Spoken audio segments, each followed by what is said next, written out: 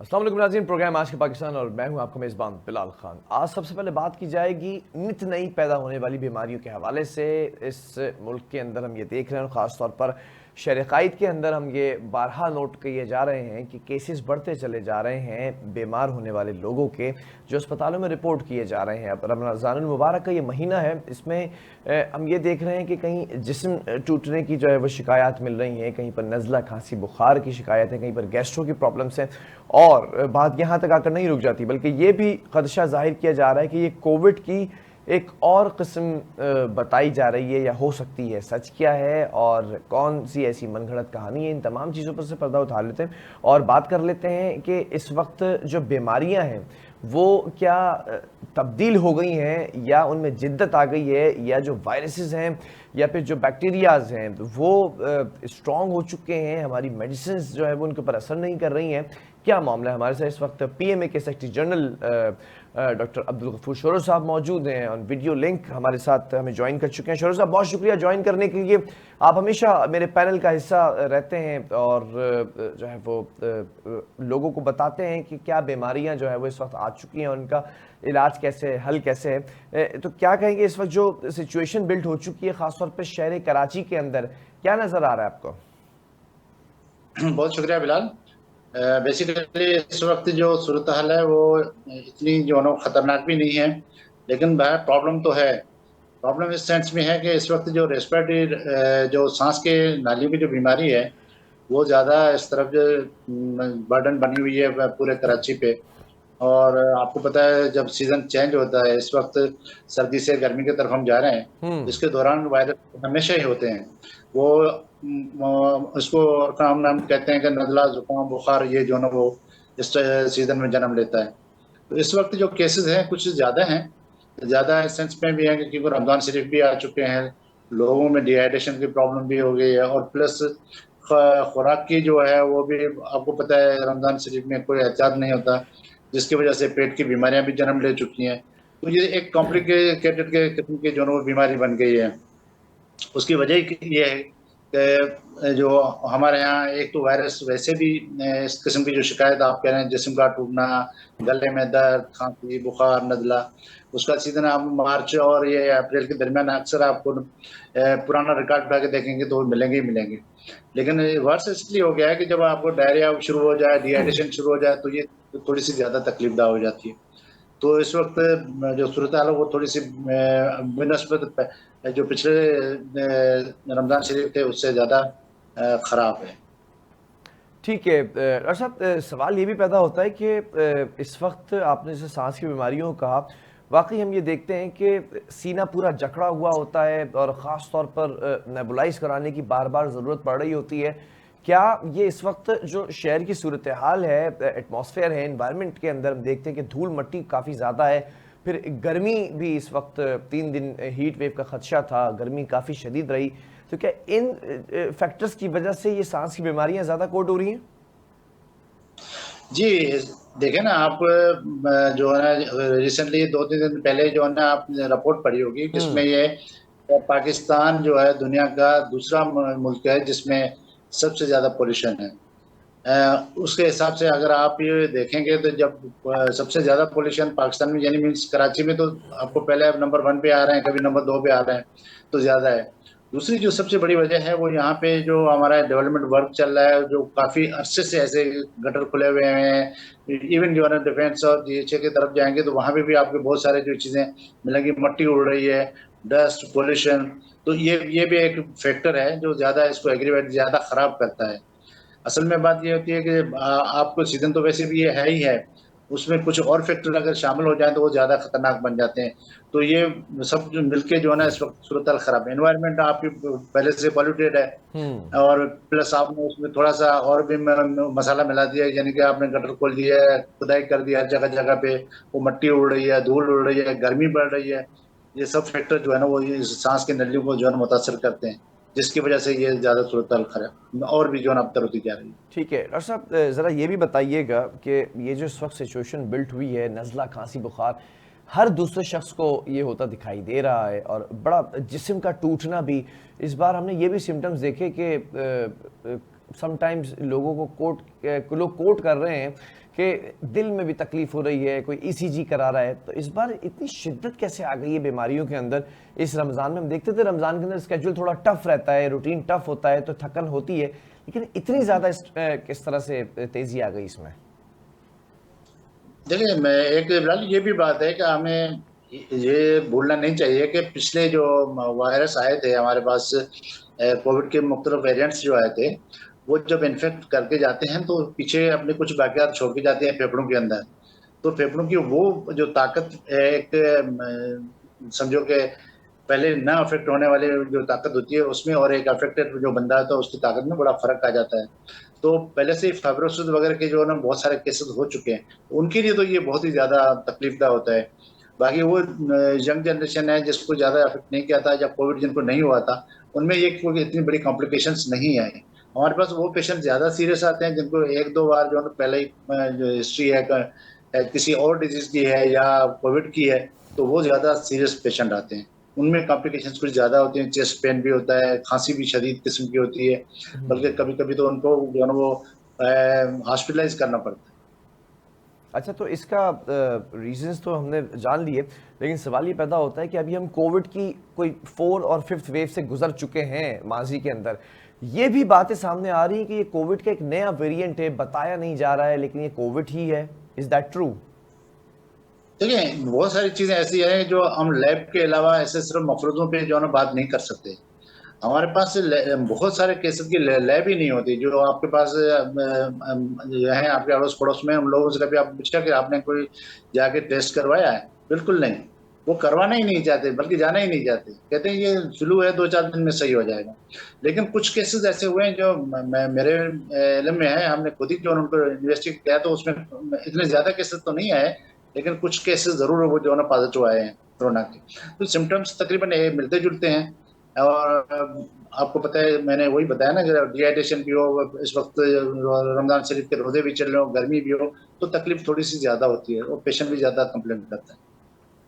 ठीक है, लेकिन ये जो कोविड का एक सिनेरियो बिल्ड हो रहा था, तो ऐसा तो कुछ नहीं है कि ये अगर कोविड ही है तो फिर ये एक नई वेव तस्वुर की जाए, फिर ये एक पीक पे जाए, क्योंकि अभी गर्मियां भी आने वाली हैं, ऑलमोस्ट आ चुकी हैं, और रमज़ान गुजरने फिर बकरीद आएगी, फिर उसके अंदर भी हम देखते हैं कुछ नए वायरसेस आते हैं। जब जानवर आते हैं कुर्बानी के लिए तो उनके साथ भी कुछ वायरसेस आते हैं। तो ये सिचुएशन बिगड़ेगी तो नहीं आगे जाकर?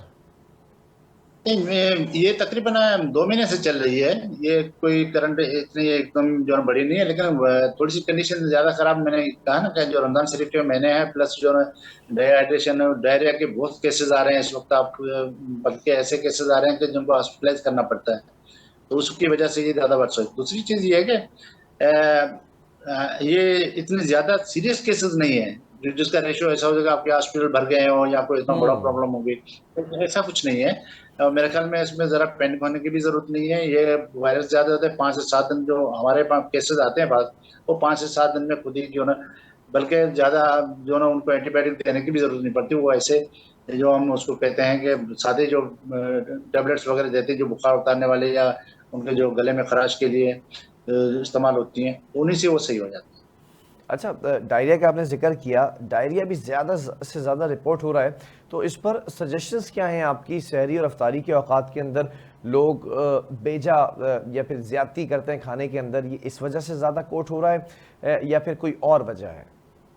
देखिए, बहुत सारी वजूहत हैं, लेकिन ये एक वजह जरूर है, बिल्कुल अब सही कह रहे हैं। लेकिन ये कि हमारी हाइजीन जो है ना, हमारे जो सफाई सुथराई का जो माहौल है वो भी जरा सही नहीं है। आपने देखा होगा कि बहुत सारी जगहों पे जो है ना वो इफ्तारी मिल जाती है, बसों के लिए रखी हुई है, और जगहों पे भी जो है ना बड़े बड़े कैंप लगे हुए हैं। लेकिन वहां अगर आप जाके विजिट करेंगे तो हाइजीन मेंटेन नहीं होता। वहां पे भी जो हाथों की सफाई नहीं होती, लोग उन्हीं से कचरा भी उठा रहे हैं, उसी से लकड़ियां भी फेंक रहे हैं, उसी से जो है ना वो मिक्स करके चीजें भी दे रहे हैं। एक तो ये, दूसरा पानी जो है वो जो इस्तेमाल हो रहा है वो भी बहुत बहुत ही इतना अच्छा नहीं है। और तीसरा, लोग जो आपको पता है कि जब इतनी मिट्टी उड़ रही है, धूल उड़ रही हो, कचरा हो, और उन्हीं हाथों से और उन मट्टी वाले हाथों से जो है वो चीजें सर्व कर रहे होते हैं, तो वो भी होता है। और वो जो पकोड़े समोसे जो रेडियो पे रखे हुए हैं या आपके मार्केट के अंदर आप देखते हैं किस तरह से बने होते हैं, तो वो जब इस्तेमाल करते हैं तो उनसे भी बहुत सारे प्रॉब्लम पैदा होती हैं। तो एक तो वफर मिकदार में जो लोग सहरी को और इफ्तारी को पता नहीं क्या समझते हैं कि यही टाइम है, उसके बाद कुछ भी नहीं मिलेगा, तो वो उस पर थोड़ा एहतियात करें, कम से कम खाएं और एहतियात करें। और ये मशरूबात जो है उनका भी जो इस्तेमाल हो रहा है, तो उसकी वजह से भी गले का भी जो है प्रॉब्लम पैदा हो रही है और डायरिया भी हो रहा है। उसमें जो ठीक। बर्फ इस्तेमाल होती है वो अक्सर जो है ना वो कंटामिनेटेड होती है। ये आपने बड़ा अच्छा पॉइंट रेज किया है, जो बर्फ़ के इस्तेमाल की बात की। इस बर्फ़ के इस्तेमाल के बाद ही मैंने देखा है ज़्यादातर लोग या तो गैस्ट्रो की तरफ चले जाते हैं, या फूड पॉइजनिंग की तरफ चले जाते हैं, या फिर डायरिया की तरफ चले जाते हैं। तो फिर ऑल्टरनेट क्या हो सकता है? What could be the alternate? इसको कैसे जो है वो हल किया जा सकता है, क्योंकि इसमें ज़्यादातर बीमारी की चांसेस देखे हैं मैंने। जी जी बिल्कुल, आप सही करें। अल्टरनेट तो खैर हम क्या बताएं, लोगों ने दुनिया में जो है ना वो कहीं भी बर्फ का इतना इस्तेमाल नहीं होता जितना हमारे यहाँ होता है। सबसे बड़ी तो कि हमें जरूर ठंडा करना पीना है, और वो इतना ठंडा करके पीना है कि गला भी जो है हमारा दर्द करे और शिकायत करने लगे, भाई अब बस करें। तो कोई जरूरी नहीं है कि आप बर्फ के बगैर जो है रोजे की इफ्तारी नहीं कर सकते। आप जो है अपने पानी जो है घर में मटके का या कहीं और जो है कूलर का, वो इस्तेमाल कर सकते हैं। जरूरी नहीं है कि आप बहुत ही यक जो है ना पानी लेकर और बर्फ डाल के उसको इस्तेमाल करें, तो अवॉइड करें इसे। अल्टरनेट के बजाय बेहतर ये कि आप उसको अवॉइड करें। ठीक है डॉक्टर साहब, ये भी एक सवाल है कि जो बड़ा ज़रूरी है, लोगों ने कहा कि आपसे ज़रूर पूछा जाए, इम्यून सिस्टम स्ट्रॉन्ग करने के लिए, क्योंकि हम ये देख रहे हैं कि कोविड के आने के बाद हर शख्स कमोबेश कोविड से गुजरा ज़रूर है, इम्यून सिस्टम कहीं ना कहीं डिस्टर्ब हुआ है। जो लोग सालों में बीमार हुआ करते थे, अब वो हर 2 दिन के बाद उनको कोई ना कोई बीमारी लाहक हो जाती है। तो इम्यूनिटी का डिफरेंस आ चुका है। इम्यूनिटी का डिफरेंस क्यों आया है और इसको कैसे रिकवर किया जा सकता है? आपकी एक्सपर्टीज़ क्या कहती हैं? देखिए बिलाल, मैं पहली बात है कि इम्यूनिटी को स्ट्रांग करने का ये मकसद बिल्कुल हल्का, यानी कि आप बहुत ही महंगी सी दवाइयाँ इस्तेमाल करें या बड़े अच्छे किस्म के खाने इस्तेमाल करें, ये जरूरी नहीं है। इसके बहुत सारे जो है ना वो तरीके हैं। यानी कि आपके यहाँ जो फ्रेश जो है वेजिटेबल्स मिलती है आजकल, तो खैर उनको भी आग लगी हुई है, अल्लाह माफ करे, लेकिन उनका इस्तेमाल करें। और जो फ्रूट्स हैं मार्केट में अवेलेबल जो हैं, वो कुछ सस्ती है, जरूरी नहीं है हर चीज जो महंगी आप लेकर खरीदें तो उससे फायदा होगा। सस्ती है उनका इस्तेमाल करें, पानी का वफर मिकदार में इस्तेमाल करें, और रखी हुई चीजों जो है वो सुबह की शाम वाला, जो शाम को दोपहर वाला, ये जो चीजें हैं उनको इस्तेमाल मत करें तो वो ज्यादा बेहतर है। लेकिन मोस्टली आपको ये चीजें जो है ना वो लोगों को इस्तेमाल करते हुए नजर आएंगे। तो कोशिश करें कि आप जो है ना जो फ्रेश सब्जी वेजिटेबल्स हैं या फ्रूट्स जो आपको मिल सकते हैं, जो आपकी ताकत है जितना खरीद सकते हैं, वो इस्तेमाल करें, तो वो आपके लिए बेहतर है। ठीक है डॉक्टर साहब, ये भी बड़ा इम्पॉर्टेंट है कि हमने जिस तरह से कोविड के अंदर मुख्तलिफ वेव्स गुजारी हैं, आप क्या समझते हैं कि अब तक की हिस्ट्री का क्या सबसे ज़्यादा मुश्किल तरीन वक्त था वो, जिसके अंदर हमने बड़ा मुंजमद होकर, और ख़ास तौर पर मैं सल्यूट पेश करता हूँ जो मेडिकल स्टाफ है और पैरामेडिक्स स्टाफ हैं, इन्होंने 24-24 घंटे, 48-48 घंटे बगैर किसी ऑफ के पूरा पूरा हफ्ता जो है वो काम करके उस पीरियड से बाहर निकले हैं। ऐसा लगता है कि आपको, आपकी मेडिकल अगर दुनिया की बात करूं, कि ऐसा कोई वक्त दोबारा आ सकता है क्या? वायरस, क्या बैक्टीरियाज, या फिर स्पेसिफिकली वायरस की बात करें, वो इतने स्ट्रांग हो चुके हैं कि दोबारा ऐसा अटैक हो सकता है क्या इस पूरी दुनिया पर? जी जी बिल्कुल, ये तो कभी भी हम नहीं कह सकते कि नहीं आएंगे। कि ये हिस्ट्री है कि जरूर आते हैं, और उनका एक साइकिल है, उसमें वो हमें कभी भी मुतासर कर सकते हैं। उस बड़ा मसला ये है कि हम उसके लिए तैयार हैं या नहीं। सवाल ये है, सवाल ये नहीं है कि आ सकते हैं या नहीं आ सकते, सवाल ये है कि हम तैयार हैं या नहीं। तो मेरे ख्याल में ये उसका जवाब नफी में है कि हम बिल्कुल तैयार नहीं है। हमने अभी तक कुछ भी नहीं सीखा कोविड से या इन चीजों से। हमारा जो हेल्थ सिस्टम है अभी तक इतना स्ट्रांग नहीं है, हम अभी उन चीजों पे गए ही नहीं है जो इस किस्म के डिजास्टर्स जो है उनको फेस करने के लिए हमें करनी चाहिए। तो मेरे ख्याल में हमें उस पर जाना चाहिए। लेकिन ये हम कभी नहीं कह सकते कि फ्यूचर में कोई ऐसा अल्लाह न करे ऐसी मुसीबत नहीं आएगी। ठीक है, चलें, बहुत शुक्रिया डॉक्टर साहब, आपने जो है वो वक्त दिया। आखिर में बस मैं थोड़ा सा यही जो है वो कहना चाहूँगा कि इस वक्त जो सिचुएशन बिल्ट हो चुकी है वो इतनी ज़्यादा ख़तरनाक नहीं है, लेकिन ये हो सकती है ख़तरनाक अगर आप ख्याल ना रखें, क्योंकि डायरिया के बड़े केसेस रिपोर्ट हो रहे हैं, और साथ साथ नज़ला, खांसी, बुखार की जो इस वक्त कंडीशंस हैं वो काफ़ी बढ़ती चली जा रही हैं। पहले आपको जो है वो फ्लू होता था तो 3 दिन हम कहा करते थे, एक आम कहावत होती है कि 3 दिन में फ्लू ख़त्म हो जाएगा।